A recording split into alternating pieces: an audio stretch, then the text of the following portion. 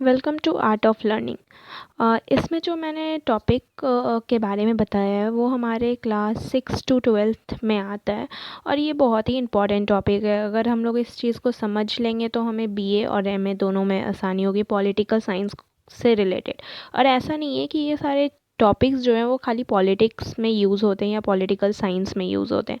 नहीं, ये हमें और भी दूसरे सब्जेक्ट में हेल्प करता है। कुछ कुछ जैसे जी कोर्स जब हम लोग लेते हैं, जी पेपर होता है हमारा, तो उसमें भी ये सारे टॉपिक्स हेल्प करते हैं। तो इसलिए हमें ध्यान से इस टॉपिक को पढ़ना चाहिए। तो मैंने उस चीज़ को एक्सप्लेन किया है यहाँ पे। बताते हैं इसमें क्या क्या हमें पढ़ना है। जैसे understanding diversity, diversity and discrimination, government, ये सारी चीज़ों को पढ़ना है। Panchayati Raj, rural administration, urban administration, rural livelihood, urban livelihood, on equality. मतलब आप समझ सकते हैं कि डाइवर्सिटी के बारे में पढ़ना होगा हमें। रूरल एरियाज़ में कैसे लोग रहते हैं इसके बारे में पढ़ना होगा। इक्वालिटी क्या होता है। फिर गवर्नमेंट जो है वो हेल्थ में कैसा रोल प्ले करती है। गवर्नमेंट स्टेट में कैसा वर्क करती है। फिर जब लड़का लड़की जो बड़े होते हैं, बॉयज़ और गर्ल्स जब ग्रो करते हैं तो उनमें क्या डिफरेंस किया जाता है, ये सारे चीज़ों को हम लोग को पढ़ना होता है। वुमेन जो हैं वो उनमें जो चेंजेस आ रहा है, वुमेन जो चेंज कर रही हैं वर्ल्ड को, उसके बारे में पढ़ना है। फिर मीडिया का क्या रोल है हमारे डेमोक्रेसी में, मीडिया का रोल हमारे इकोनॉमी में कैसा है, ये सारी चीज़ों को पढ़ना है। Market around us. फिर इंडियन कॉन्स्टिट्यूशन के बारे में पढ़ना है।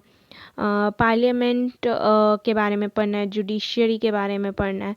आप देख सकते हैं यहाँ पे बहुत सारे टॉपिक्स हैं जो हमें पढ़नी होती है और फिर हम लोग इसको ही बड़े क्लासेस में अच्छे से पढ़ते हैं।